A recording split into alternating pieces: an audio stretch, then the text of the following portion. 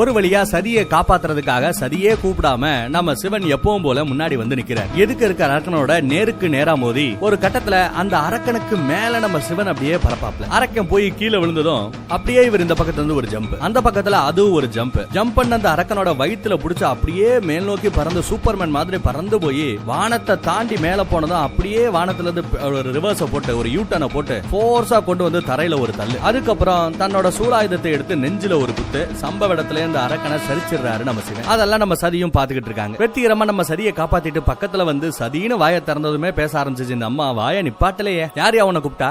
அதான் உன்னை கட்டிக்கிறதுக்கு எனக்கு தகுதி இல்லைன்னு சொல்லிட்டேல்ல, அதுக்கப்புறம் என்ன சதி வேண்டி கிடக்கு? சதி யாரு கூப்பிட்டா உன்னை இப்ப இங்க வந்து என்ன காப்பாத்துறதுக்கு? ஒவ்வொருத்தரையும் சும்மா காப்பாத்துற மாதிரி வந்து காப்பாத்துறது, அதை பார்த்துட்டு நம்ம காதலோட பக்கத்துல வருது, நான் காதலிக்கல வெறும் கருணை மட்டும் தான் சொல்லிட்டு போறது. இதே வேலையா போச்சு உங்களுக்கு. இனிமே உங்களுக்கு எனக்கு ஒண்ணும் கிடையாது. நீங்க வந்து என்ன காப்பாத்தணும்னு அவசியம் இல்ல. எனக்கு எப்பேற்பட்ட பேராபத்து வந்தாலும் நீங்க இனிமே வர தேவையில்லை, என்ன காப்பாத்த தேவையில்லை, அப்படி இப்படின்னு சொல்லி போட்டு நம்ம சிவனை கிளின்னு கிளிக்கிறாங்க சதி. ஞாபகம் இருக்கா? போன எபிசோட்ல சதியை காப்பாத்துறதுக்கு நானே போறேன்னு சொல்லிவிட்டு நந்தியும் இந்த பக்கத்துல வந்திருப்பாப்ல இல்ல, அவரு இவங்க பேசுறத கேட்கிறாரு. அதுலயும் சதி சிவனை பழிச்சு பேசுறத கேட்க முடியாம நந்திய அழுதுகிட்டே இருக்காப்ல. சதி, நீங்க எனக்கு இனிமே லிங்கம் கிடையாது. இந்த லிங்கம் கூட என் கண்ணுக்கு இப்ப வெறும் கல்லா தான் தெரியுது, கருணையே இல்லாத கல்லு. கல் நெஞ்சக்காரருக்கு இந்த கல் சிலதான் பொருத்தமானதாக இருக்கும் அப்படின்னு சொல்லிவிட்டு இந்த கல்லு எனக்கு தேவையில்லை, நான் கரைக்க போறேன் அப்படின்னு சொல்லிட்டு கிளம்பிடுறாங்க. தான் கையாலேயே சிவலிங்கத்தை கரைக்க போறாங்க சதி. இத நந்தியால தாங்கிக்க முடியல. வேண்டாம், இந்த அனர்த்தத்தை தடுத்து நிப்பாட்டுங்க, அதுவும் சதியே சிவனை ஒரு கல்லுன்னு சொல்லி கரைக்கல் ஆகாது, வேண்டாம் வேண்டாம் அப்படின்னு எவ்வளவோ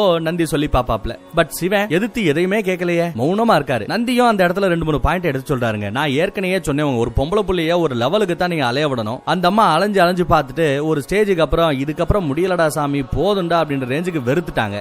அவங்க இப்ப வெறுத்து பேசுறதுக்கான காரணமே நீங்க தான். ரொம்ப அளவுக்கு அதிகமாவே சதியை நீங்க அலைய விட்டுட்டீங்க அப்படின்னு நந்தி சொல்றாப்ல. சத்தம் போடுற, தடுத்து நிப்பாட்டுங்க சொன்னா சிவன் எதையுமே செய்யல. நீங்க நிப்பாட்ட மாட்டீங்களா? சரி பரவாயில்ல, நானே அந்த அனர்த்தத்தை தடுத்து நிப்பாட்டுன்னு சொல்லிவிட்டு நந்தி தேவன் வேகமா போய் வேண்டாம் இந்த அனர்த்தத்தை நீங்க செய்யாதீங்க, சிவன் எவ்வளவு பெரிய கருணா மூர்த்தின்னு உங்களுக்கு தெரியுமா? சும்மா முன்னப்புனா அப்படி சினுங்குவாரு, சேட்டை செய்வாரு, இறங்கி வர மாட்டாரு. ஆனா மனதளவுல அவ்வளவு கருணை கடலவர், கண்டிப்பா கரைஞ்சு வருவார், உங்களுக்காக வருவார், காத்துருங்க அப்படின்னு எவ்வளவோ சொல்லி பாக்குறாங்க நந்தி. ஆனா சதி கேட்கிற மாதிரி இல்ல. நந்தி குறுக்க வராத, அந்த ஆளுக்காக நான் காத்து கிடந்தது போதும், இந்த கல்லை நான் கரைக்க போறேன் அப்படின்னு சொல்ல, சிவசிவா கல்லுங்கிறீங்களே, சிவலிங்கமாச்சே இது, நீங்க எப்படி சொல்லலாமா, நீங்க இதை கரைக்கலாமா, வேண்டாம் வேண்டான்னு அழுது புறம்புறாப்ல, காலில் விழுந்து கெஞ்சிராப்ல. அப்பையும் சதி இறங்கி வரல, கரைக்கத்தான் போறேன்னு கட்டன் டேட்டா இருக்காங்க. ஒரு ஸ்டேஜுக்கு அப்புறம் நந்தி இதை கரைச்சுதான் ஆகணும் நீங்க முடிவு பண்ணிட்டீங்கன்னா அதுக்கு பதிலா தயவு செய்து என்கிட்ட கொடுத்துருங்க, நான் இதை பாத்துக்கிறேன், உங்களுக்கு இந்த லிங்கம் வேண்டாம் அவ்வளவுதானே, என்கிட்ட கொடுத்துருங்க அப்படின்னு கேட்டதும் கொஞ்சம் கூட யோசிக்காம சிவலிங்கத்தை தூக்கி போட்டுறாங்க. உங்ககிட்ட கொடுத்ததுனால நான் கொஞ்சம் இறங்கி வந்துட்டேன்னு நினைக்கிறேன், வேண்டாம், என்னோட பார்வைக்கு இது வெறும் கல்லு மட்டும்தான், என்னோட பார்வைக்கு அந்த கடல்ல இத கரைக்கிறதும் ஒண்ணுதான், உங்ககிட்ட கொடுக்கறதும் ஒண்ணுதான், கல்லு கரைஞ்சு போச்சுன்னு நினைச்சுக்கிறேன்னு சொல்லிவிட்டு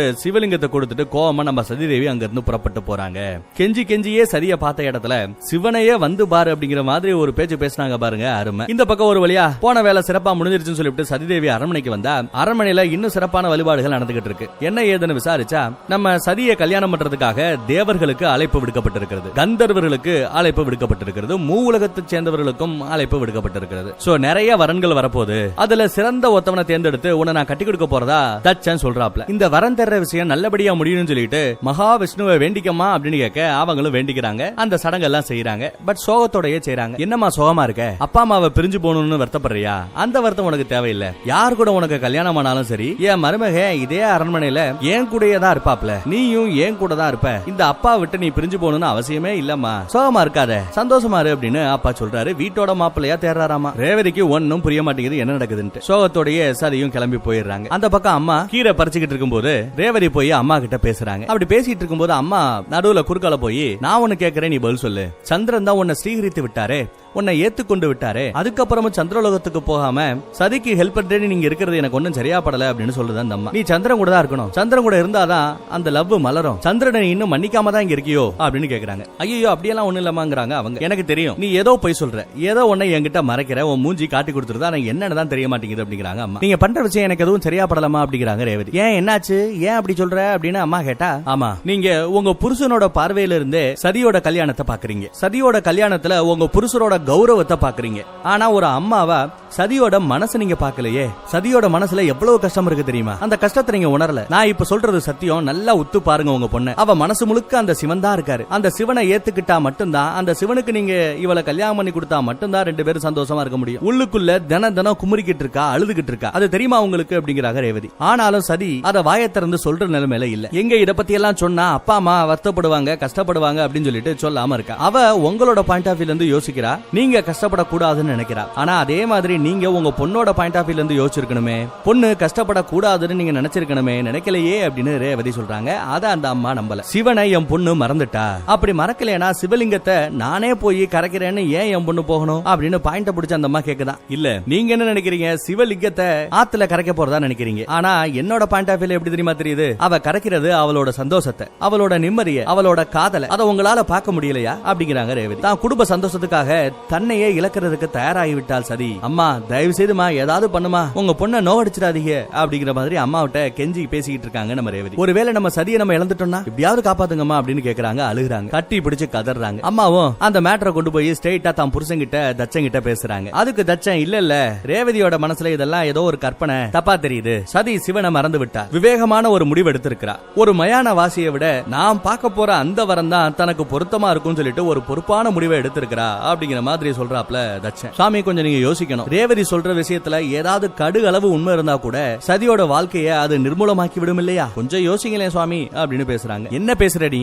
ஒரு மயானவாசி கூட என் பொண்ணை கல்யாணம் பண்ணி வச்சா அந்த கணமே என் பொண்ணு செத்ததுக்கு சமம் இல்லையா அப்படின்னு கேக்குறாரு தச்சன். சுடுகாட்டுல படுத்து கிடக்கிறவங்க கிட்ட இருந்து நம்ம பொண்ணு என்னத்தை எதிர்பார்க்க முடியும்? தினம் துக்கம், வேதனை, துயரம். இதை தவிர வேற என்ன அந்த சுடுகாட்டு வாசியால கொடுத்துட முடியும் அப்படிங்கிறாரு தச்சன். இந்த இக்கட்டான சமயத்துல சதி முழுக்க தன்னோட பக்தியை சிவன் பக்கம் இல்லாம விஷ்ணு பக்கம் திருப்பணும். விஷ்ணு செல்வத்தை அள்ளி கொடுப்பவர், சந்தோஷத்தை அளவில்லாம கொடுப்பவர். அவரோட காலடியில சதி சரணடையணும். அவர் தான் ஒரு நல்ல வரனை சதிக்காக அரேஞ்ச் பண்ணி கொடுக்க போறது. விஷ்ணுவோட அனுகிரகம் தான் நமக்கு தேவை அப்படிங்கிற மாதிரி தச்சன் சொல்றாரு. வீணா மனசை சஞ்சலப்படுத்திக்கிட்டே இருக்காதீங்க. இது பொண்ணுங்களோட நினைப்பே இப்படித்தான். பொண்ணுங்க மனசே இப்படித்தான். ஏதாவது ஒரு தீர்க்கமான முடிவை அது நல்லா இல்லையோ, இது நல்லா இல்லையோ, அது சரியில்லையோ, இது சரியில்லையோ அப்படின்னு சந்தேகப்பட்டு அந்த முடிவை நீங்க கலைச்சிடுவீங்க. அந்த தப்பு பண்ணாதீங்க. என் பொண்ணு ரொம்ப தீர்க்கமா சரியான ஒரு முடிவு தான் எடுத்திருக்கிறதா தச்சன் கட்டன் டேட்டா சொல்லி அந்த டயலாக அந்த சீனை முடிச்சு விட்டுறாரு. இந்த பக்கம் சதி அவளோட ரூம்ல சோகத்தின் மொத்த உருவமா உட்கார்ந்துகிட்டு இருக்காங்க. சிவன் தன்னை தொட்ட அந்த இடத்தை அடிக்கடி தொட்டு பாத்துக்கிறாங்க, தடவி பாத்துக்கிறாங்க. அப்பதான் கையில அந்த ருத்ராட்ச கொட்டையை கட்டி இருக்கிறது அவங்களுக்கு ஞாபகம் வருது. இனி இது என் கையில இருக்க வேண்டிய அவசியம் இல்லையே அப்படின்னு சொல்லிவிட்டு அதையும் கலட்டி எறிகிறதுக்காக கலட்டுறாங்க, மேடையில தூக்கி போட்டுறாங்க. அந்த ருத்ராட்சம் லைட்டா மின்னி அணையுது. அப்படியே இந்த பக்கம் கைலாய மலைய பாக்குறாங்க ஜன்னல் வழியா. பார்த்துட்டு கோவப்படுறாங்க. யாரங்க வெளியில யாராவது இருக்கீங்களா, வாங்க அப்படின்னு சத்தம் போட 2 வேலையாட்கள் வராங்க. அவங்க கிட்ட இந்த ஜன்னலை உடனே மூடணும், இனிமே நான் அந்த கைலாய மலைய பாக்குறதுக்கு தயாராக இல்ல அப்படிங்கிறாங்க சதிதேவி. சிவன் இருக்கிற திசை பக்கமே திரும்ப கூடாதுன்னு சதி முடிவு பண்ணிட்டா. அத அம்மா நோட் பண்றாங்க. என்ன சதி, உன்னை ரீசெண்டா நோட் பண்ணிட்டு இருக்கேன், சந்தோஷமாவே இருக்க மாட்டேங்கிறியே, ஒரு கல்யாண பொண்ணுக்கான அந்த கலையே இல்லையே அப்படின்னு கேட்க, ஆனந்தத்தை பத்தி எல்லாம் இனி நீங்க என்கிட்ட பேச வேண்டிய அவசியம் இல்லைங்கிற. கொஞ்சம் அப்படியே கோவத்திலேயே பேசிட்டு இருந்தவங்க அதுக்கப்புறம் தான் சுதாரிச்சு அம்மாவை பார்த்து, நீங்களும் அப்பாவும் சேர்ந்து என்ன ஒரு முடிவெடுத்தாலும் என்னோட ஆனந்தத்தை கருதி தானே எடுப்பீங்க, அந்த முடிவு நல்ல முடிவா தான் இருக்கும் அப்படிங்கிற மாதிரி சரி சொல்றாங்க. எனக்கு சந்தோஷமா இருக்கும் சொல்லி தானே நீங்க எனக்கு ஏத்த மாதிரி வரம் தேடுறீங்க, அப்ப சந்தோஷத்தை பத்தி என்கிட்ட கேட்க வேண்டிய அவசியம் இல்லையே அப்படிங்கிறாங்க. எனக்கு நீங்க கல்யாணம் பண்ணி வைக்கணும்னு முடிவு பண்ணியாச்சு, மாப்பிள்ளை யாருங்கிறதையும் நீங்க தான் முடிவு பண்ண போறீங்க, சோ என் சந்தோஷத்தையும் நீங்க தான் முடிவு பண்ண போறீங்க, அப்புறம் என்ன உங்களுக்கு இந்த சந்தேகம் அப்படின்னு கேக்குறாங்க. நான் ஏற்கனவே சொல்லியிருக்கிறேன், நம்ம குடும்ப சந்தோஷமா இருந்தா அந்த சந்தோஷம் தான் என்னோட சந்தோஷமும், அதை தவிர எனக்கு வேற எதுவும் தேவையில்லைங்கிறாங்க. வாய் தான் அப்படி பேசுது, பட் கண்ணுல அந்த வருத்தம் அப்படியே தெரியுது. சொல்லிட்டு அவங்க கிளம்பும் போது ஒரு நிமிஷம் நில்லுமா அப்படின்னு கைய பிடிக்கிறாங்க. அப்படி கைய பிடிக்கும் போதுதான் அவங்க கையில இருக்கிற அந்த விரல் ரேகை அப்படி ஒட்டின மாதிரி இருக்கு இல்லையா, அந்த தடத்தை பாக்குறாங்க, கண்டுபிடிச்சிடுறாங்க. சிவன் தான் பிடிச்சிருக்காப்ல, என் பொண்ணை தொட்டிருக்காப்ல அப்படின்னு பாத்துறாங்க. எப்படி இது உன் கைக்கு வந்துச்சு அப்படின்னு கேக்குறாங்க. சொல்றி அப்படின்னு குலுக்கி கேக்குறாங்க. அதுவும் நல்லா நோட் பண்ணீங்கன்னா சிவனுக்கு பட்டை, விஷ்ணுவுக்கு ராமம், இவங்க எல்லாம் ராமம் போடுற கோஷ்டி. சோ இது ஒரு பட்டையா விழுந்தது இல்லையா, அதுவே அபசகுணமா அவங்களுக்கு தெரியுது. அது பத்தாதுன்னு இது யாரோ ஒரு ஆம்பளை கொஞ்சம் இறுக்கி பிடிச்சதுனால விழுந்த தடமா இருக்கும் அப்படிங்கறதையும், அது சிவனாத்தா இருக்குங்கிறதையும் கொஞ்சம் லேட்டா புரிஞ்சுக்கிட்டு தான் அப்படியே முழிக்கிறாங்க. என்ன அனர்த்தம் இது அப்படின்னு கேக்குறாங்க. அந்த சிவன் தான் உன்னை தொட்டானா, சொல்றி அந்த சிவன் உன்னை தொட்டுட்டானா